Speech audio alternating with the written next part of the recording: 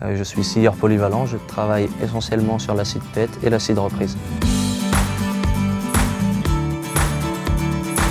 À la scie de tête, la bille arrive à l'aide de chaîne, elle est posée sur le chariot. Le chariot vient griffer la bille pour qu'elle reste stable quand on passe dans la lame. La lame vient découper des plateaux de bois de différentes épaisseurs pour envoyer à la scierie de reprise. Alors la scie de reprise réceptionne les plateaux envoyés par la scie de tête. Ça redécoupe en plusieurs épaisseurs différentes et ensuite c'est envoyé à la mise à longueur qui permet de redécouper à la bonne longueur les planches en fonction des commandes. Et ensuite ce bois servira au montage des palettes en bois. On utilise essentiellement du hêtre, mais on peut aussi utiliser du sapin ou du peuplier en fonction des commandes. Je suis équipé de plusieurs caméras pour voir vraiment le bois, où il part, d'où il vient. S'il y a un problème, comme ça je peux agir directement sur le problème pour trouver une solution rapide et efficace. Je possède 2 joysticks, un qui permet de manipuler le chariot, l'autre qui permet de manipuler le chargeur pour pouvoir charger la bille sur le chariot. L'écran central il sert à rajouter ou retirer des planches si le choix proposé par la machine ne nous convient pas. L'écran de gauche c'est l'avancement dans la machine. Donc on a 4 cellules là, il y a la planche qui rentre, là on va voir une planche et on va voir comment elle avance dans la machine jusqu'à la sortie pour savoir s'il y a quelque chose dedans ou pas, s'il y a une panne.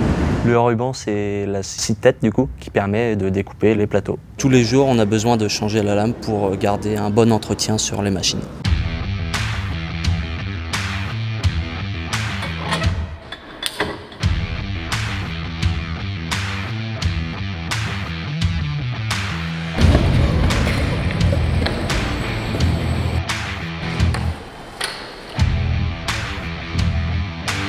Ce métier demande d'être rigoureux et attentif, c'est un métier à responsabilité.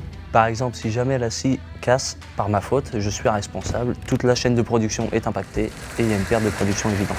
Ce qui est important, c'est que les opérateurs soient bien conscients que les machines restent des machines dangereuses malgré toutes les sécurités qui sont installées. Il est important que l'opérateur puisse faire la différence et connaisse les différentes essences de bois. Il est aussi important qu'il puisse reconnaître les différentes qualités de bois et en fonction des différentes qualités de bois qu'il va rencontrer, les débits seront différents. Sur mon poste, je suis autonome. S'il y a une panne et que je peux intervenir, j'interviens. Si vraiment la panne est vraiment trop importante, j'appelle le chef d'équipe qui peut nous aider à trouver une solution.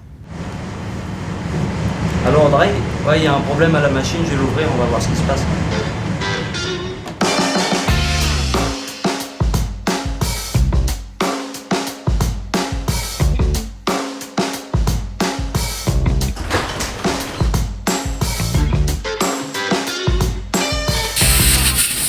J'ai fait mes études au lycée des métiers du bois et de l'éco-construction d'Anvermeu. J'y ai passé mon baccalauréat professionnel technicien de scierie, ce qui m'a permis d'intégrer l'entreprise. Je suis arrivé dans l'entreprise en tant qu'intérimaire au poste de manutentionnaire, puis j'ai été formé sur de plus grosses machines qui est la scie de tête et la scie de reprise. Étant donné que j'ai été dans une école de bois, les cours de scierie, de dessin technique et d'économie me servent au quotidien dans mon métier.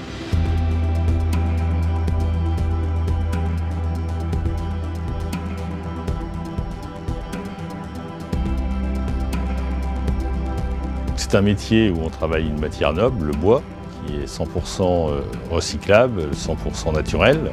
Et d'autre part, il y a des possibilités d'évolution de carrière, puisque de scieur, on peut passer chef d'équipe, directeur de scierie, directeur d'usine totalement.